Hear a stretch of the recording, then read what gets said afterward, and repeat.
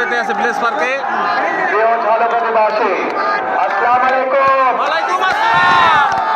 আসসালামু আলাইকুম। কেমন আছেন আপনারা? আলহামদুলিল্লাহ। আলহামদুলিল্লাহ।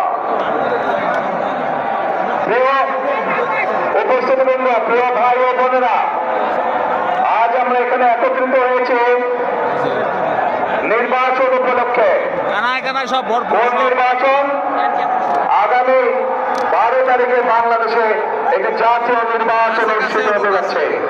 সেই নির্বাচনে এই মাঠে উপস্থিত প্রত্যেকটি ভাই বোন সহ সমগ্র বরিশাল বিভাগ সহ সমগ্র বাংলাদেশের প্রায় 13 কোটি ভোটার সেই নির্বাচনে ইনশাল্লাহ ভোট প্রদান করবে ইনশাআল্লাহ।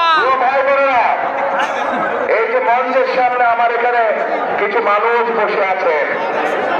এই মানুষগুলো গুম খুন জুলাই আন্দোলনে যে শহীদ হয়েছে সেই পরিবারের সদস্যবৃন্দ।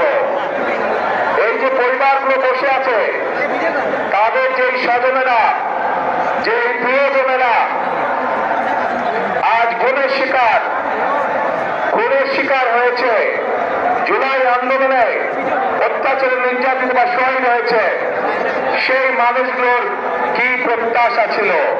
সেই মানুষগুলোর প্রত্যাশা ছিল এই বাংলাদেশের মানুষ তাদের যে অধিকারকে বিগত 16 বছর ধরে ছিনিয়ে নেওয়া হয়েছিল, ভোটের অধিকার, কথা বলার অধিকার, সেই অধিকারকে জনগণের জন্য লড়াই করে আনতে গিয়ে এই মানুষগুলো হত্যার শিকার হয়েছে, গুমের শিকার হয়েছে, খুনের শিকার হয়েছে। প্রিয় ভাই বোনেরা, বিগত 15 বছর আমরা দেখেছি যে জনগণের ভোট নিয়ে কিভাবে নিশিরাতের ভোট অনুষ্ঠিত হয়েছে।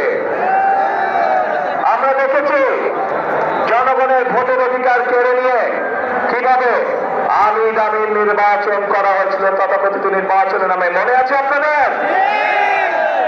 কিন্তু প্রিয় ভাই বোনেরা, গত 24 সালের ছাত্র জনতার আন্দোলনের মুখে সেই আমির নির্বাচনের মালিক যারা, নিশিরাতের নির্বাচনের মালিক যারা, তারা জনগণের প্রতিরোধের মুখে এই বাংলাদেশ ছেড়ে পালিয়ে যেতে বাধ্য হয়েছে।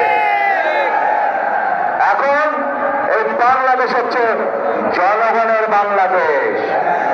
এখন এই বাংলাদেশ চলবে জনগণের রায়ের ভিত্তিতে, এবং এই জন্য